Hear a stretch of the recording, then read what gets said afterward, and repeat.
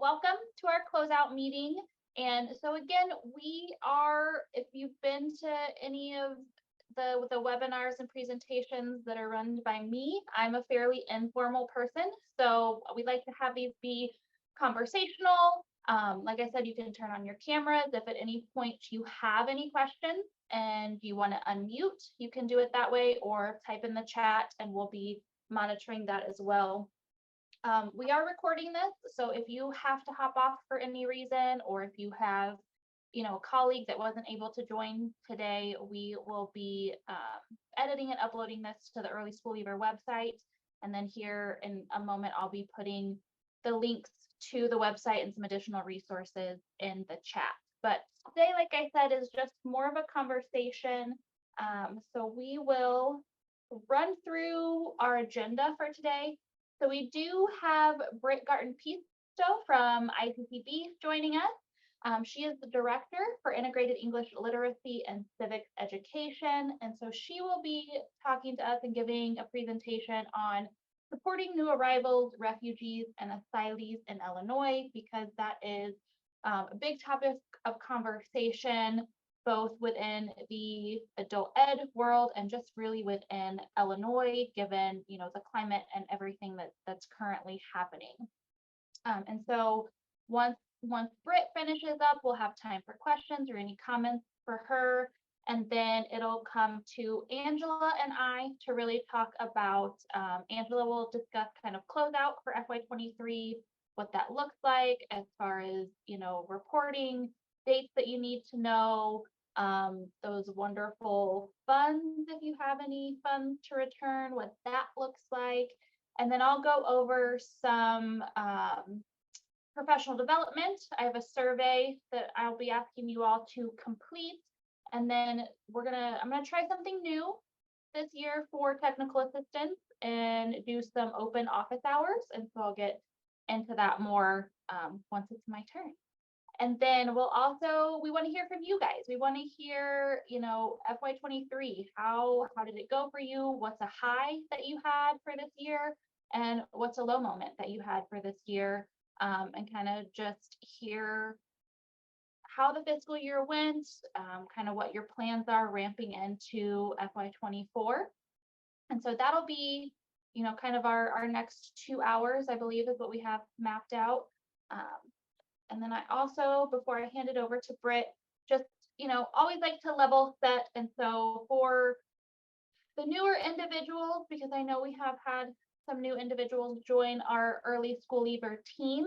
So welcome to those of you who are new. And by new, I do mean, less than a year. You still qualify as new, so welcome. But these next couple of slides are just kind of who to contact for what. So ICCB, the Illinois Community College Board, really is that more financial policy. What other kind of words should I use to describe ICCB? We really are the yes or no people. Brittany is more of the how and maybe the why, but what does this look like? How can we do that? And I'm more of the yes you can or no you can't. Correct. So on this one, we've got, if you have any questions about allowable activities or expenses, I can give my 2 cents and I can give you what I would think is allowable and unallowable. However, the majority of the time I will bounce you to ICCB just because I don't want to give you incorrect information. Budget modifications, those happen within Amplifund. ICCB looks at those, approves those. Quarterly reporting, that all goes to ICCB. And really the policy and programmatic policy is all ICCB. So Angela would be your first point of contact, and then Levon Nelson. And then for ICSPS, which is the Illinois Center for Specialized Professional Support, we really are that professional development technical assistance arm of ICCB.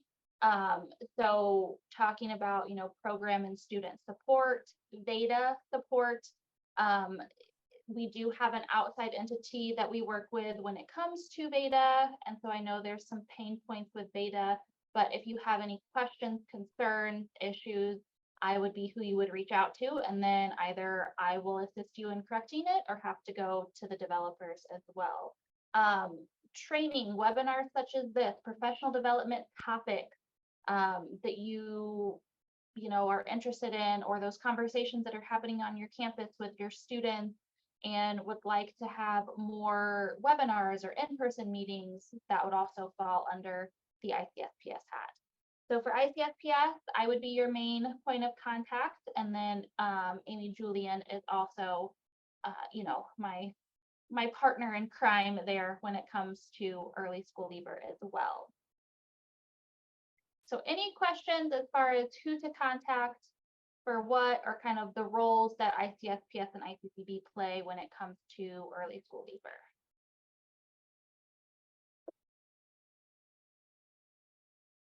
Okay. They're old pros. They know what to do. They just put everybody on the same email and somebody's going to answer their question. Or that too. Yeah, you could. You could just send an email to me and Angela, and either I'll say that's not me, or Angela will be like, that's not me. And then, you know, we'll just go from there. I do have a quick question. So I'm looking at the participant list and I see 2 Elizabeth Farrars. And while Elizabeth is wonderful, who is the second Elizabeth that's on here? I'm just trying to keep track of who's here. That's probably me. It's Meredith. Elizabeth forwarded me her link, so that's probably why it's showing up as 2 Elizabeths. That's fine. And I just wasn't sure if it was Elizabeth, if it was you, Meredith, or if it was Stephanie. So I just wanted to make sure I had the right people. Okay, that's all. Not a Thanks. problem. Okay, and so with that, Britt, I'll hand it over to you, and then you just let me know when you're ready for me to advance slides. Okay, great. Thank you so much. Thank you everyone for having me here today. I appreciate it, your time. And as you can see, I'm going to talk a little bit about supporting new arrivals, refugees, and asylees in Illinois, and a lot of them are arriving in Chicago. Just a brief little bit tidbit about my background. I've been with ICCB for about 6 months. So I still consider myself new. Cut me some slack. I feel a little bit new still, but my big long title is I'm Director for Integrated English Literacy and Civics Education. And then before this, I was actually working with the Secretary of State program with District 214 over in Arlington Heights, and then also with the Secretary of State program at Triton College. So I worked a ton with volunteer tutors and then students and matching them, bringing them together, providing lesson plans, helping them make that match, and then helping them progress with their students, mainly ELL beginner level literacy students. So that's a little bit about me. And yeah, we can go to the next one. So, and also I should preface this, there's a ton of information. There's a lot of information that I have that I can share with you today. You can stop me at any point, raise your hand, throw some questions in the chat. If I don't catch them, give me a heads up. And it's just a lot of information. So I'll start with that. As you can see, I have here, what is Welcome to Illinois? This is actually a group, it's a consortium of nonprofits and community-based organizations that have come together to support people who've been dropped off, mainly dropped off by bus from Texas. And then I always like to reiterate the fact that not only are they coming by bus, but some folks are now coming by plane. And so there's a bit of a holding pattern that we're seeing at O'Hare Airport with that. And a great, excellent resource is this Welcome to Illinois website, as you can see here. And I've kind of interspersed links throughout the PowerPoint that you can use at any point, and we can provide those later as well, a listing. But the organization, it's welcometoillinois.org. And then we have some great resources for new arrivals with that link that I also provided there. But to go back to the what is Welcome to Illinois, Chicago has been a key sanctuary city, as well as New York and Denver city, I think Philadelphia as well. But it's been a key sanctuary city, welcoming people, arrivals coming from the border being sent up. And last February, actually probably over a year ago by now, when the war began in Ukraine, we were seeing many humanitarian entrants coming into the country, seeking refuge from war. So we're seeing folks on the refugee level and the asylee level. So the asylee level would be folks coming in from the border at Texas. So this Welcome to Illinois, as I said, it's just a great wealth of information for those people who want to help, volunteer, donate. And it's about, I believe it's about 20 community-based organizations, mainly in the Chicagoland area, who are working together and creating these resources. They meet about twice a month.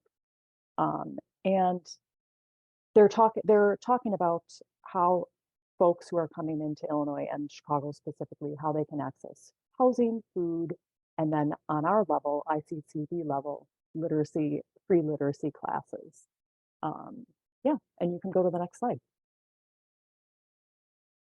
So here, I purposely left up May 1st as this date. I have another update from June 8th, I believe June 8th. But as you can see, the estimates numbers have been high. We had 108 buses that arrived in the Chicago area and about 5,146 people arrived as of May 1st. That number has gone up. I'll share that in a minute. But we still have 11 shelters in Chicago that have been housing individuals, mainly individuals, and then the families are who we saw in shelters in the suburbs. Although the 11 shelters has gone down, and I don't know the exact number now, that has gone down in numbers as people have been placed in permanent housing. So with the update on June 8th, we officially have 10,000, this number is staggering, 10,791 men, women, and children have arrived in the city without sponsors. So this would be considered asylees. To be exact, 5,708 arrived via Texas buses, and the additional 5,083 arrived via other means, like I was talking earlier, via airplane. And what we're also seeing is in Chicago, there have been people, the shelters were so inundated that people were being placed in a holding pattern in the police precincts. I don't know if folks have been hearing this on the news, but so as of last week, about 200 migrants were able to get placed in shelters, and then they'll move to the next level to get permanent housing. Also, as a lot of you may know, Wright College and Daly College have stepped up and both are going to be utilized as shelters this summer. I believe they do have folks in Wright College currently.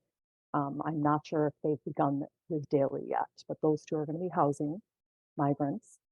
And then just as an example, one of our providers, Instituto del Progreso Latino, is facilitating monetary donations. They're helping with the process as well and collecting food and helping the migrants on that level.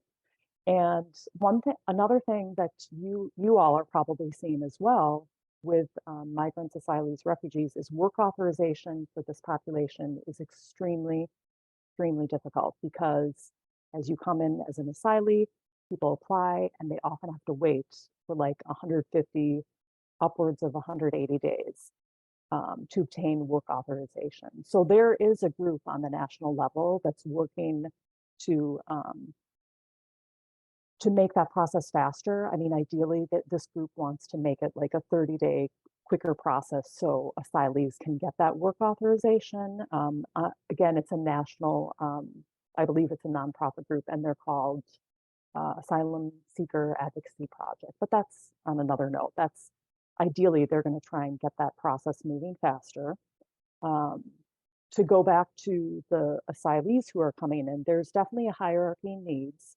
And the steps the cities and volunteers are taking with people, for example, at the police stations, are getting them access, obviously, to food and shelter, and then getting them that placed in respite shelters, because at this point, we're also seeing people placed in, for example, Park District shelters. They've opened their facilities, their field house facilities up for spaces and respite centers, and then placing them in formal shelters, and then placing them in permanent housing.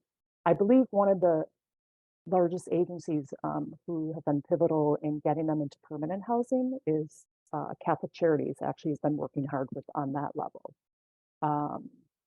At the border, I don't have exact numbers as far as the border, but we're seeing thousands of people come in and being processed.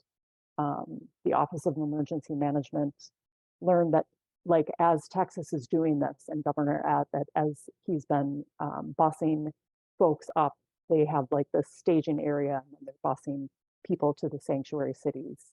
For example, like I said before, Chicago, New York, Denver, Philadelphia. But again, the hierarchy, I can't stress this enough, the hierarchy of needs continues to be food, housing, safety, document processing, which can take a long time, jobs, of course, and then a sixth one I always like to emphasize is English language literacy, where we come in at the ICCB level. And for example, with the IELCE program, I work with I think there are about 33 programs throughout the whole state that are working on that level, so that migrants can see that they can access free ESL English classes. We can go to slide 4. I should pause, take a breath, because there's so much information to share.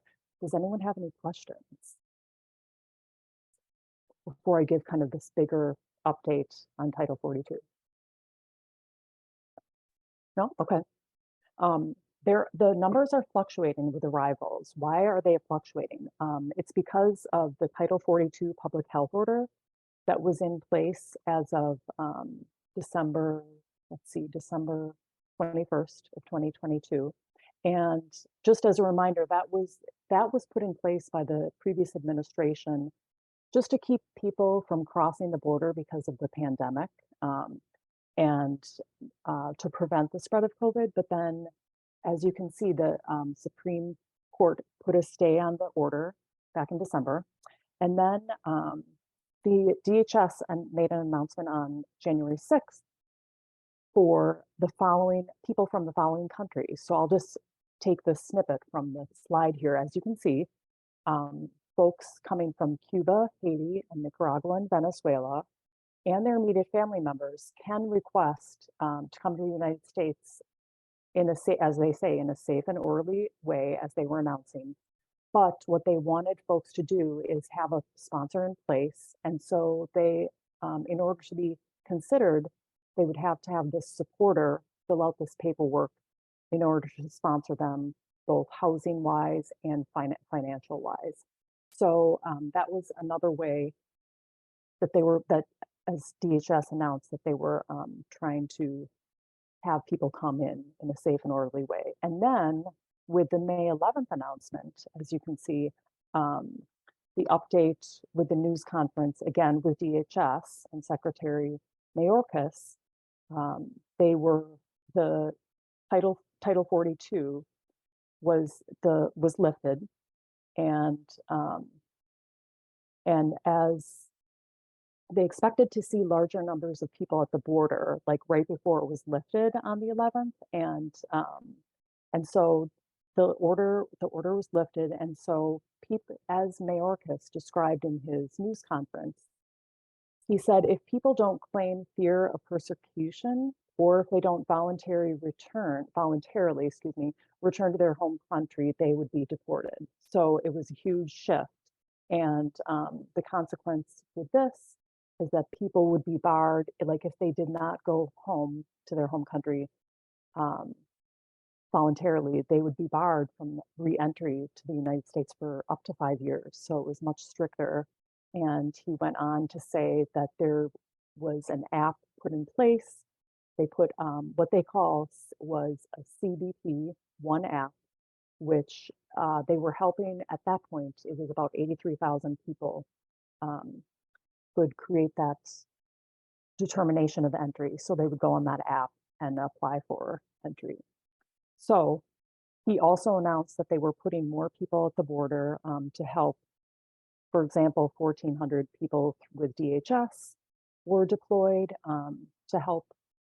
DHS personnel were deployed to help with the process, and 1,000 more processing coordinators. And then also they were sending down 1,500 more Department of Defense personnel. So they have been putting more people in place. Also, they're putting people in place in 2 other countries, in Guatemala and Colombia. in what they're calling regional processing centers to get people to speak with immigration and who are seeking asylum to come to the US. So any other questions? These are a lot of updates, I realize. No questions? We've also seen a shift actually from Mayor Lightfoot, the previous mayor of Chicago, to Mayor now the new Mayor Johnson. So she applied for, I think it was about $60 million in FEMA federal level money, and they did receive $4 million. So Johnson is working to get more funding because it's a time crunch. They need to get funding by July 1st. So that's they're getting the ball rolling with that as the administration shifts. Also, to keep in mind, with the stricter guidelines of people coming into the US, on the flip side, there was, in California, there was a lawsuit filed by the ACLU regarding people arriving because of the fact that they'll now be faced with stricter guidelines of getting asylee paperwork in place. So that's kind of the flip side of the story. And we can head to slide 5. So where are some of the people coming from? And I should preface this with the countries listed here. They're mainly, excuse me, it's a mix of asylees and refugees. As you can see, Venezuela, Ukraine, Afghanistan, Cuba, Haiti, and Nicaragua. And obviously from all of these countries represented, there are so many different languages spoken. So as adult education providers, we definitely see a high need of access to language services and ESL classes. So for example, I mean, you probably can't see this on the screen, but this is what we've been handing out. We've developed this card. Maybe you've seen it. And at the end, Brittany, we could even show briefly the digital version if some of you haven't seen it. But it's basically a card with free English classes for adults is the title of it. And we have it available in Haitian Creole is a separate business card, but the postcard size is available in Ukrainian, Farsi, and Spanish. So people can call the hotline number on that card and get access to information. Hey, where's the closest free English class to the point where I'm living? So they can see what community college or what community-based organization could I go to. So with that, and we've been passing that out at emergency shelters. Then we can go to next slide. So why are people coming? People are coming for all different reasons. So they're leaving war-torn countries. They may have, as you can see on the slide, they may have persecution related to religious, race, ethnicity, may have a fear of safety, or they're looking for economic stability. And many are coming from families. Actually, I should say it is a split. We are seeing both individuals come into the state of Illinois and Chicago and families. Families happen to be settled more like in the suburban areas. That's just how it worked out. And then, yeah, and so they're coming from all different areas. Some people even come if they know that there's a high population of folks from their home community. I always give this example of Somalia. There's a huge population. I used to live in Minneapolis, and there's a huge population of Somali refugees. So people may come and gravitate toward one, group of people who are already here, and that may be why they're settling in that particular area. So we can go to the next slide. So who are we supporting as people come in? And there are so many different nuances between the statuses and titles that are given to individuals. And as you can see, we've got asylee, refugee, migrant. There's even a fourth sector. It gets complicated because we have a sector called humanitarian parolees or entrants, I prefer to say. But to start with asylee, specifically, it's an asylee is someone who comes into the country without documentation. including no work authorization. So the folks coming up from the border, like from Texas, for example, and they apply for asylum status once they arrive in the country. And then they often wait months, even beyond a year, for that asylum status. And then once they receive asylum status, they are eligible to get a Social Security card. So then that tacks on many more weeks, probably 3 to 8 weeks to get that Social Security card.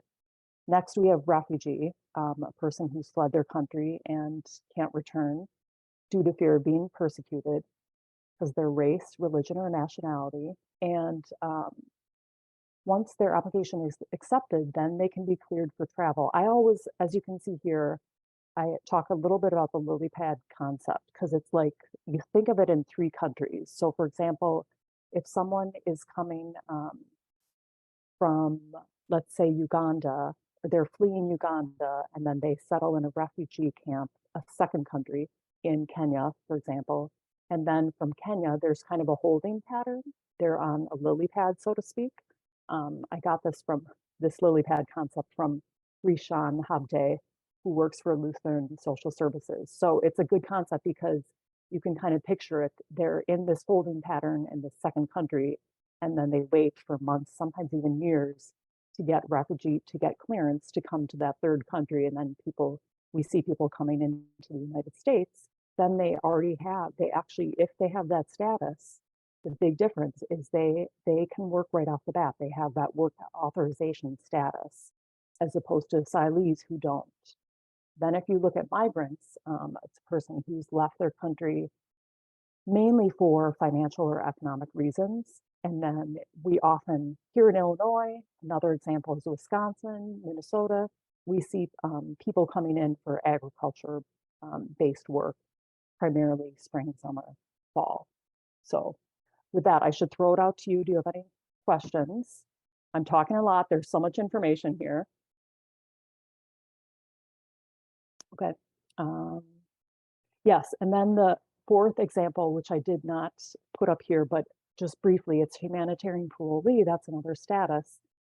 People who are labeled this status come on an emergency basis, often due to war. So we see a lot of people coming from Ukraine on this status and also from Afghanistan, those who were evacuated out on an emergency basis.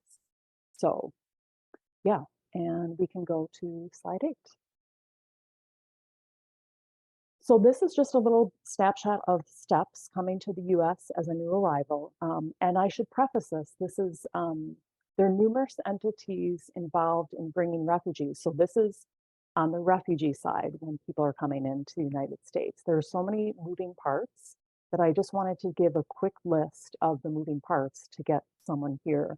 We have the UNHCR, which is UN High Commissioner of Refugees. And these folks work with people during the middle stages while they're living in the temporary, as I said earlier, like that lily pad country.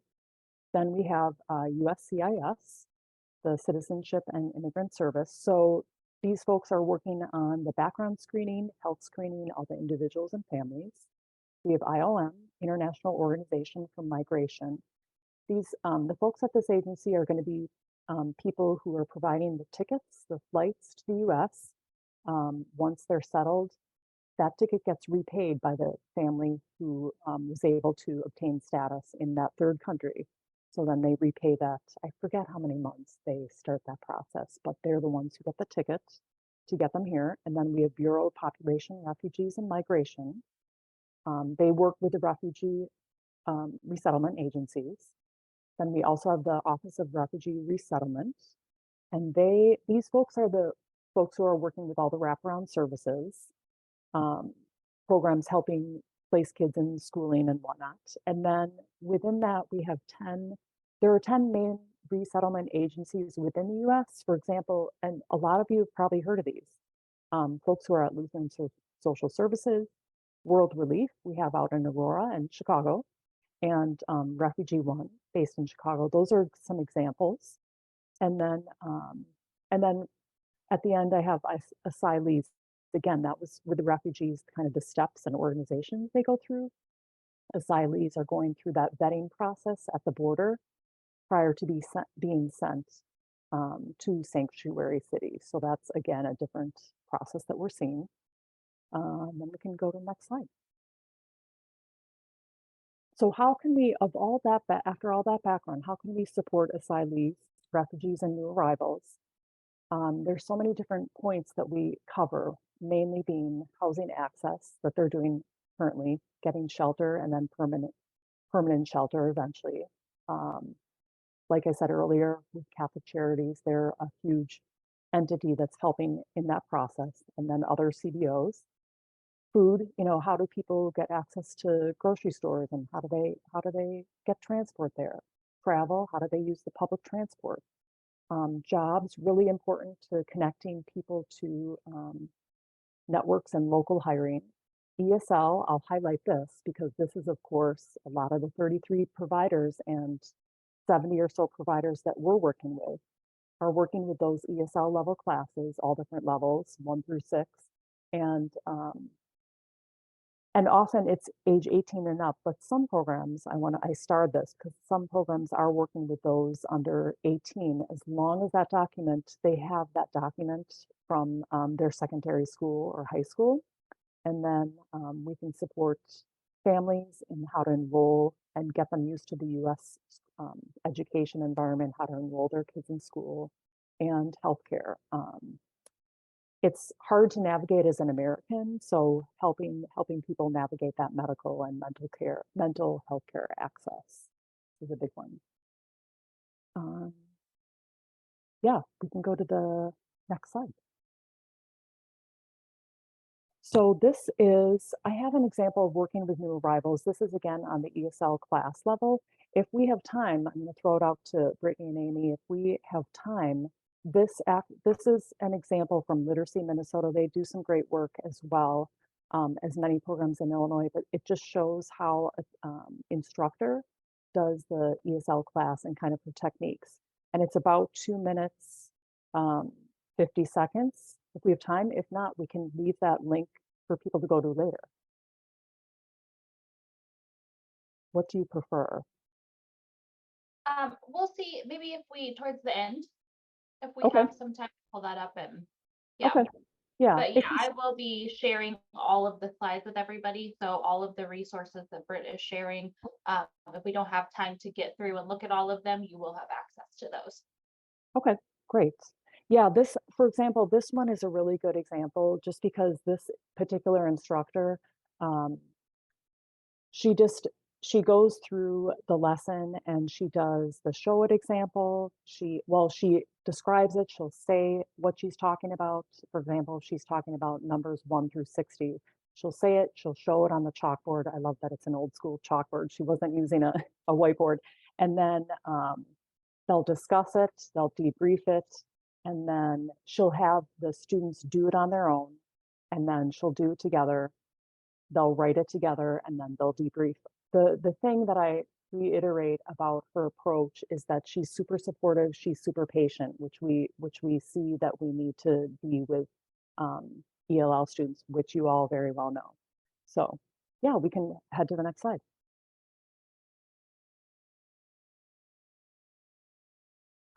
So there are important things to consider for staff and instructors when working with asylees and refugees. A lot of you are probably seeing this already and becoming experts in this already because of these 4 stressors that I listed. I did kind of highlight one in red, you'll notice. But these 4 stressors, one being traumatic stress, resettlement stress, acculturation stress, and isolation stress. With traumatic stress, just briefly, it's typically an intense experience or event that caused harm to the person's emotional and physical well-being. And I included this resource here that focuses more on helping youth after community trauma. And then I put that link up there. And it's just a really helpful checklist, things to think about when working with youth. Whether, quite honestly, whether they are asylees, refugees, or folks born and raised in the US, it's applicable across the board. So it says a little bit about what students what students may want you to know if you're working with them one-on-one or that you observe in the classroom, and how you can help them. I can just give a very brief example of one. One is if they're feeling sad or scared or empty or numb, then you can, provide support by listening to their concerns and feelings. Those are just some of the examples, but they have like 10 examples. It's a great resource if you happen to be working with that younger sector, definitely. Then I'll jump to resettlement stress. So this is more stress that families experience as a whole when making a new life and finding their way in a new country. It includes things like culture shock, getting used to everyday things, even like using Western toilets, just using public transport, just everyday things. I'll jump to acculturation stress, stress that families experience trying to navigate between their new culture and then the culture of origin. And then with this, children may actually adapt quicker in some cases, as they may pick up the language quicker than their parents. We often see that. Then we have isolation stress. It's a stress that a family or an individual can feel if they're not within their network or have a network of community members from their same community close by to help give them support. So those are things to consider. And then I have a source of information below. You can have that link as well. And we'll head to next slide. I'm talking a lot. Jump in if you have questions. Some key takeaways for creating support when working with refugees and asylees, because stress, it can manifest in so many different ways. So just the main points here, as you can see, have a welcoming environment. Again, I'm guessing a lot of you have firsthand examples of some of these, have that welcoming environment. When working individually with asylees and refugees, have patience with language barriers. A good example from that Literacy Minnesota link, that YouTube example that I have, you can see the instructor is really speaking slowly and clearly. She's not talking down to the folks in the class. People also are very, very hesitant for fear of saying, speaking up in class for fear of saying something wrong or worried about their accent. I found that a lot when I was working with folks at District 214. They were very hesitant to speak in like a large classroom in front of everyone, and it was much easier for them to do small group one-on-one work. I have the next piece is connecting to information and networks. Having access to those resources is really going to help asylees. Creating that consistency and routine in classrooms. Instructors are masters at this. They have that routine the first 5 minutes of class that really helps people predict what's going to happen. And fifth one, I think I have a fifth one, yeah. Finding relatable materials and real world examples. A really good example is from Refugee One. They happen to have a system in place where their instructors use examples from public transport, because there's all different color lines for the elevated train. They have them labeled in all different colors, so they use those real world examples. Use real world examples with the new money that people are experiencing as asylees and refugees. And again, the resources, I have a great resource down there, a spreadsheet of resources to help support people in the classroom and beyond. Yeah, and then next slide, please. And like I talked about this earlier, these are currently being released into the field, and you may have seen them, the hard copies or the digital version. We have the business size card available in Haitian Creole, and then that postcard in Spanish, Farsi, Ukrainian. I know you probably can't see it online here, but yeah, it just is that access to information that's helping people if they need to access free English classes. And then the next slide. So yeah, so here are all the resources and links to information. And then one thing I don't think I talked about, but just very briefly, that first one, refugees by state. I put Illinois is listed on page 8. It's interesting, the breakdown, because we're seeing people on this listing that are coming in as refugees, and they're not necessarily coming in from like Cuba, Haiti, like the countries I listed earlier were applicable to asylee status. But if you're ever interested in how many, which countries the refugees are coming from, the highest number in May that was last released for refugees coming in were 82 people from Burma. So Burma is the highest represented country that people came in to Illinois from in May. So I thought that was interesting. There's that population coming in now as opposed to the asylees who are primarily South American. So that I thought was an interesting statistic. And yeah, I think that's it. You can go to that next one. Yeah, if you have any questions, if I can't find if I don't have the answer to the question today, I can, shoot me an email. My information is up here, brit.pisto@illinois.gov, or my phone. But questions now, like if you've seen any in the chat, or raise your hand.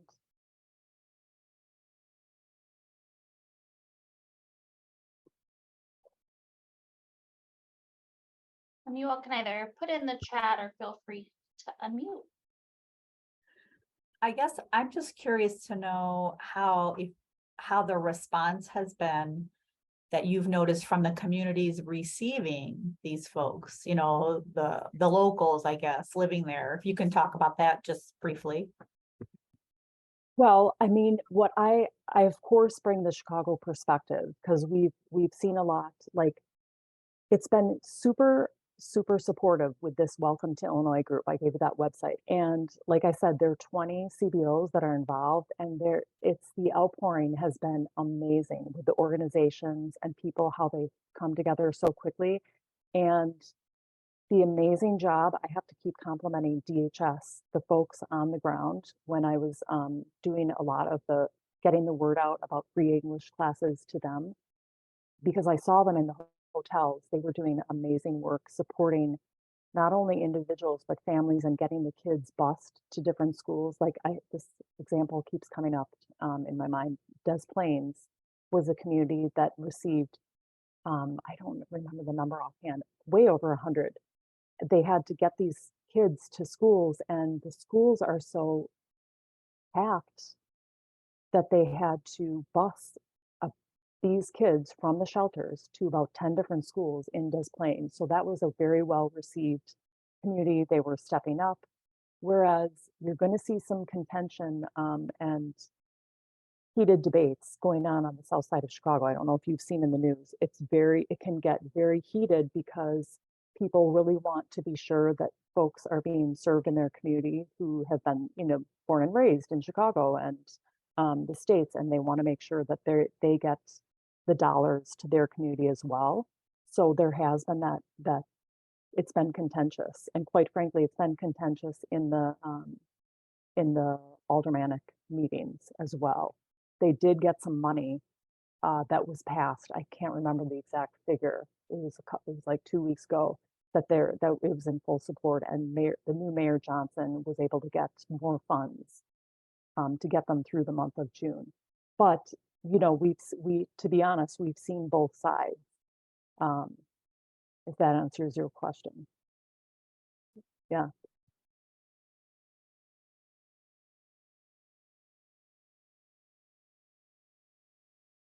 Or specific questions from providers who have seen, I could put it out to you, if you've seen a huge influx of certain folks from certain countries at all that you're experiencing.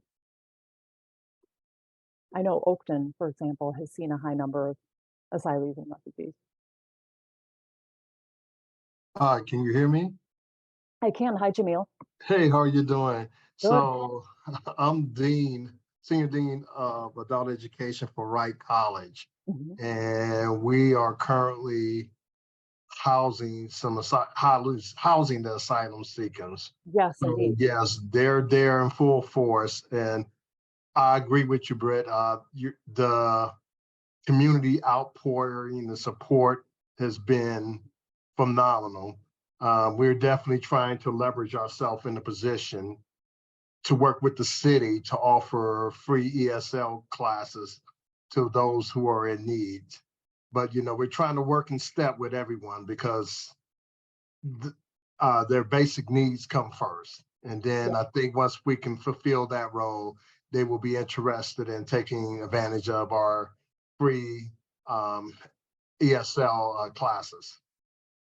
Yeah, I think you make a great point, Jamil, because I think I said earlier on one of the slides, I mean, I didn't label it as such, but I always think of it in six levels because it's, food, safety, those are the top two, and then housing, and then I think I said document processing. That takes such a long time. That's like number 4.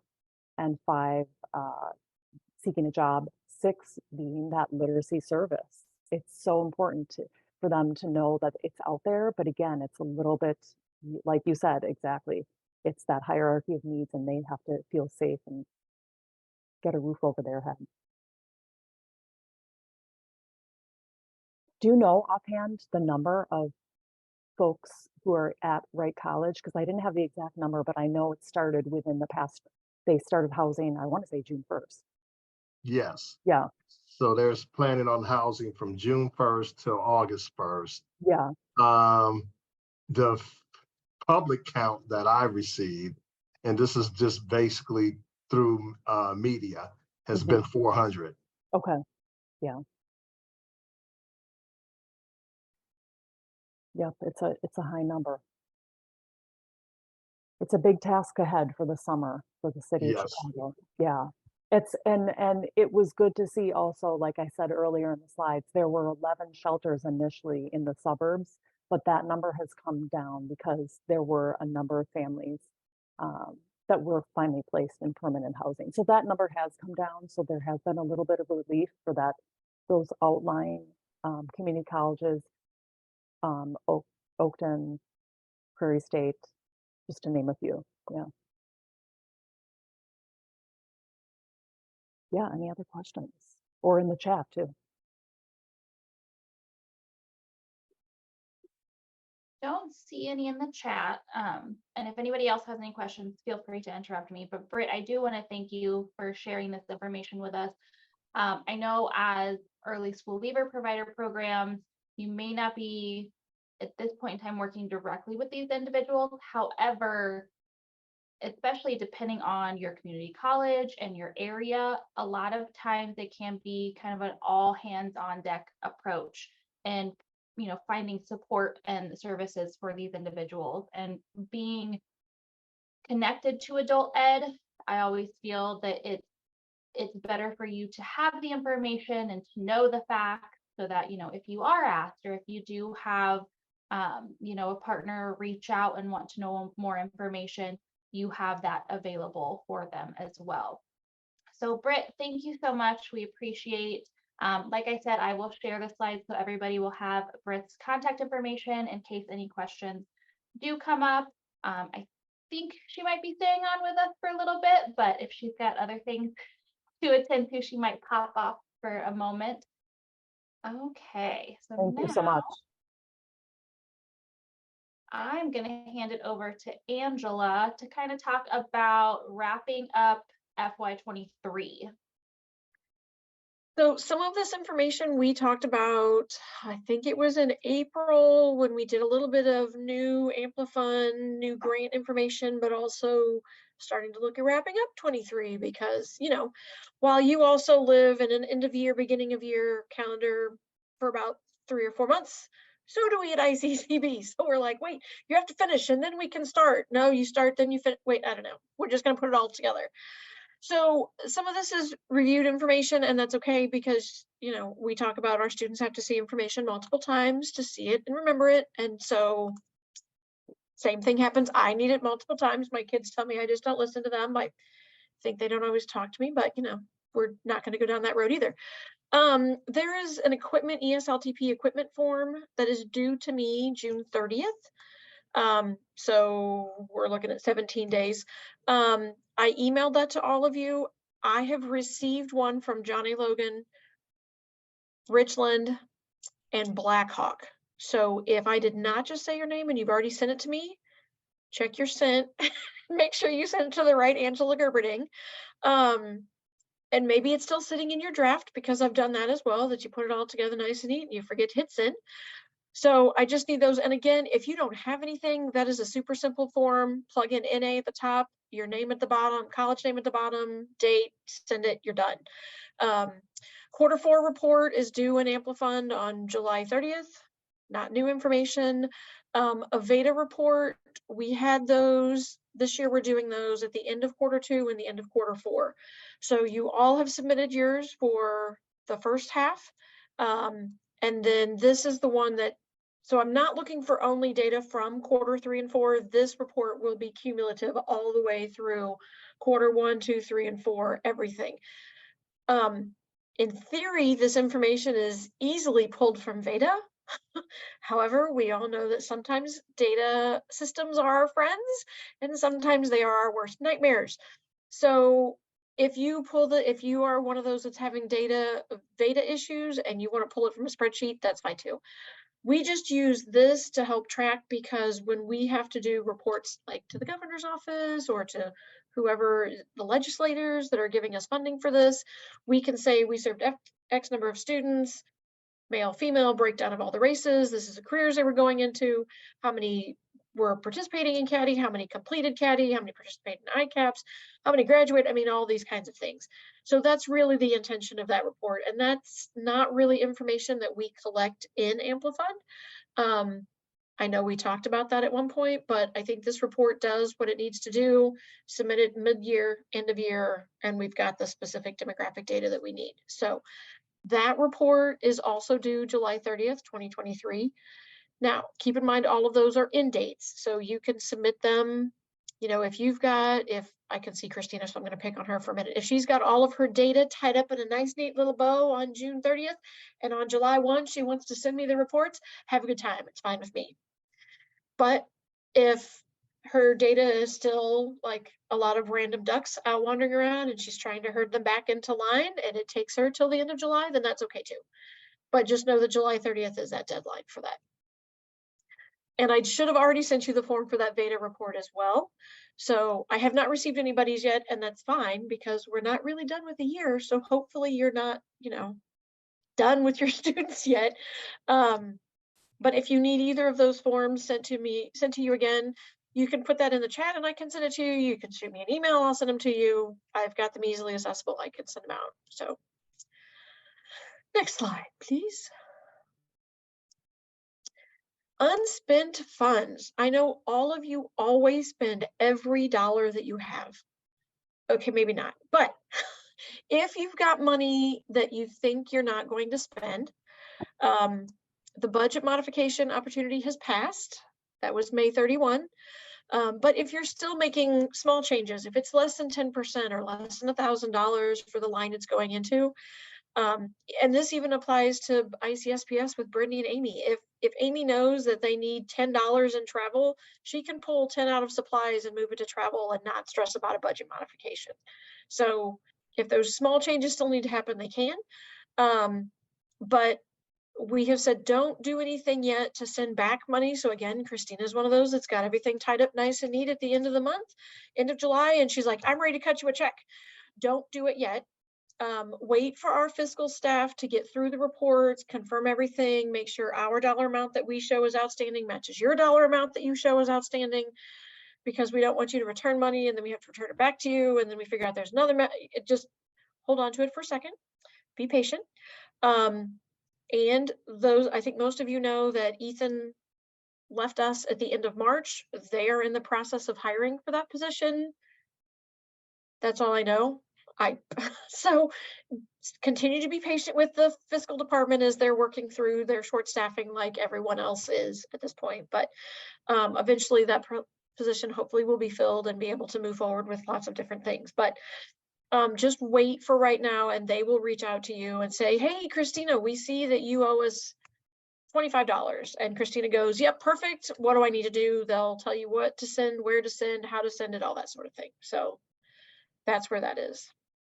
And Brittany, I love the picture you added to that slide. very appropriate with a calculator. I thought so. Next slide. So any questions for Angela? So for the Veda cumulative year report, we can either do that, we could fill out that form with our in-house information, like our in-house data, or pull it directly from Veda. That option is up to us. Yes. Okay, I mean, hopefully those two align. that's what I'm gonna check. I mean, in theory, you served 50 students and 50 students, and they were 26 male and 24 female. But I mean, like I said, I know some programs have had issues with Veda. So if you can't pull it out, use your internal stuff. Do not stress about, I have to have this by July 30th to give it. No, just run the numbers that you know you have. Perfect, thank you. Yep. So I'm gonna talk on Veda real quick before I get to my stuff. And Amy, if at any point I'm being too transparent, just, you know, unmute and scream so that I stop talking. But Veda has been in a state of flux. I know some programs have had issues with their numbers matching. So pulling the report and having those numbers match what they've been tracking internally. I have been working with Nvidia, who is the developer of Veda, to get these issues corrected. I have been assured multiple times that they have been corrected. However, me personally, I'm taking the program's word for whether or not it's working correctly over the developer. And so I know that some programs are still having issues.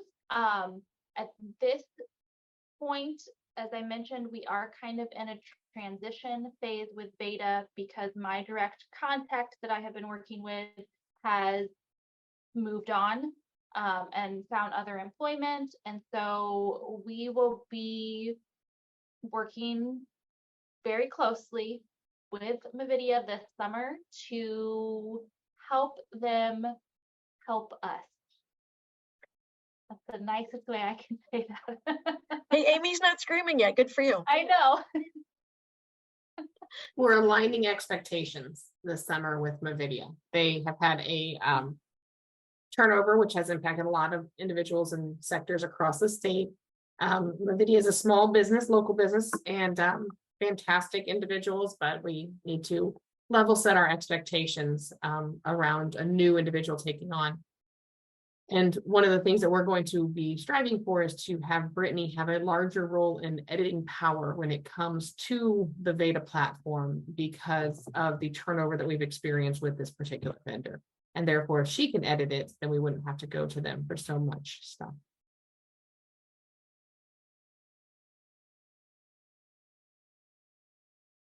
And that's it. Hey, Brittany, I forgot to put something on a slide. Oh. Can I butt in? Absolutely. Okay, this will be quick and easy. Monitoring. So last summer, fall, September, October, I don't know, sometime last year in 22, I did monitoring for FY21. We are in the process internally of getting all of that list together for FY22 as to who needs monitored, who needs in person, who needs virtual, what does that look like? We are still putting all that together, so I cannot tell you right now who's on the list, who's not on the list. Last year, there was 7 of the 9 of you that were on the list. I could explain the whole process to you, but you would be asleep by the time I was done. So just know that that is potentially coming. And we'll just have to see who in the big picture is determined to get a monitoring visit from me this year or not. So I will be in touch with those of you lucky candidates at some point to schedule it and get you the form and get everything done. But just know that that is that's where we are working internally on that. And again, that's for FY22. I know we're finishing 23, but we can't do 23 yet because 23 is not done. So we can't determine how great or not so great any of you did yet. So that's why we're like a year behind and it'll be into 24 before we get it done. So, but I will try to remind you all in the emails that this is for 22. So look at your 22 data, your 22 information, your 22 staffing, and we'll go from there. Okay, now I'm done, I think. Yeah, and if anyone has any questions for Angela while I'm talking, please feel free. You can either put those in the chat or interrupt me. I'm totally okay with that. So myself and Amy, along with ICCB, are in the process of looking at FY24 and mapping that out. And so we do want to hear from you all as to what you want your professional development to look like. This year, we're still doing the community of practice meetings. We did them a little differently and really had topic areas that we focused on. We did those quarterly, but I believe they were kind of offset, so they didn't fall, around the same time that every quarterly meeting falls. So the survey I put in the link. The survey link I put in the chat. There we go. Asks about the community of practice meetings, if you found those beneficial, if the time frame works for you. It also has some questions about professional development topics. There are a few in there that I put in there as suggestions, but you also have the option of putting in ones that you would like to see as well. And so those could come from, conversations you're having with your students, things that you're seeing within your classroom, within your institution. We had Britt on earlier to discuss the asylees and refugees. Do we want more of that? Are there concerns that you feel like you need more education and training on in order to assess those? Recruitment and retention, I know, can always be a topic of conversation, and what that looks like, support there. So really just any ideas, any topics that you have of interest, and then also how do you want those presented to you? This year we did kind of a mix. We started to get back to doing in-person stuff. We've still been doing webinars, resources, toolkit. How would you like those delivered? Are we ready to get back to more in person? Do we want to keep doing virtual, so on and so forth? And then also days of the week. I know everybody's busy, everybody has varying schedules. We tend to shy away from Mondays and Fridays for trainings and professional development because Mondays tend to be very busy for people, and then Fridays tend to be, we're close to checking out. And so that midweek is usually our sweet spot. So yeah, that survey is really just for you to kind of communicate with myself and Amy as well as ICCB of, hey, this is the information that we would really appreciate, the trainings that we want. How, are you able to do this? How can this look, etc. And think outside the box for those. If you've been at a conference or you've been somewhere and you've heard something that you're like, ooh, that's really cool, but I don't know much about it. I want to know more about that. Or you heard something that was really cool and you know a speaker that could do it, include that information as well. Yeah, absolutely. Absolutely. I mean, worst case scenario, we could just say, yeah, that's not really our area of expertise, and we go find someone who can do that, or, we have to lean on others for support in that area. Okay, so something else that I'm trying a little differently this year. So typically at the beginning of the fiscal year and at the end of the fiscal year, I go out and we call them technical assistance visits, but depending on your definition of technical assistance, that can be kind of confusing. But really just visiting with the programs to discuss professional development needs, program support needs, student support needs. I did them earlier in the fall with several programs, and it was a combination of either meeting in person or meeting on Zoom. And what I've come to find is that a lot of times the questions that you all have either need to be answered by ICCB or would benefit you having a conversation with additional programs. So what I'm going to try to finish out this fiscal year, and we'll see, what the feedback is, how it works, and this may be how we kind of look at technical assistance, is doing office hours. And so I've got 3 dates on there for that. Is that next week already? Yes. Yes, it is. I just realized, I'm like, that's so far in June, but no, that's next There's- week, guys. Okay. Brittany, there's only 2 weeks left in June. so- I know, I blinked. I don't know what happened there. But trying to do, so I have one at like earlier in the morning, one later in the afternoon, one right at lunchtime. Bring your lunch, we can chat and chew, it'll be great. And so this is really just kind of, you know, I'll be on for that whole hour. And so pop on when and if you can, if you have questions, if you have concerns that you want to discuss. Angela will try and be on if she is able. And it's not mandatory if you know, if it doesn't fit with your schedule, or you're like, Brittany, we're cruising along, we're doing great, you don't need to hop on. And it's really just your time to have a conversation with myself and Angela and see if there's, you know, how we can best support you, what you need from us, what questions you might have, or if, you know, you're newer to the program and we haven't had a chance to meet you yet. So it'd be a great opportunity to meet you as well. And then going into next fiscal year, depending again on how these office hours kind of work out, we'll look at how we're going to frame kind of those technical assistance visits. And so I know earlier in the year, I gave a lot of programs the option of me coming down in person, and a few of them we actually paired with Angela's monitoring visits, which worked out great. But then I know a lot of you were like, well, why would you drive that far? We'll just talk to you on Zoom, which I greatly appreciate. I appreciate that you, you know, we all have to respect each other's time. But that will be something that if at any point you feel like, hey, Brittany, Angela, I really need you guys to come here in person, sit down with me, sit down with my team. We've got some questions. We want to have some conversation. Absolutely reach out to us and let us know. We would be more than happy to do that. If you're comfortable doing a Zoom meeting, we can make that work, or an old school telephone call as well. And so these are really meant to be of your benefit as far as on the ICSPS side of the house. We really want it to work with your schedule, work with the format that works best for you. So we'll give this a shot for the end of this fiscal year and then see how we're gonna run those for FY24.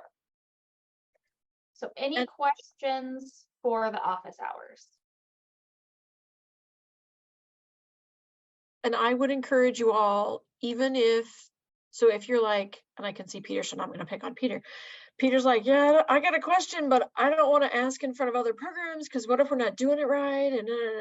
And the entire purpose of this is to get those questions asked and answered, because Brittany's there, can tell you what other programs are doing. I'm there, I can tell you what is allowable or not allowable, you know, make other suggestions. And if there's other programs, they can share what they're doing that they've possibly struggled with similar in the past.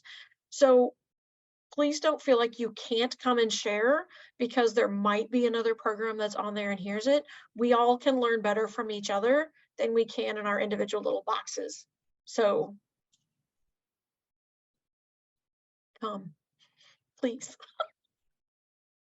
Absolutely.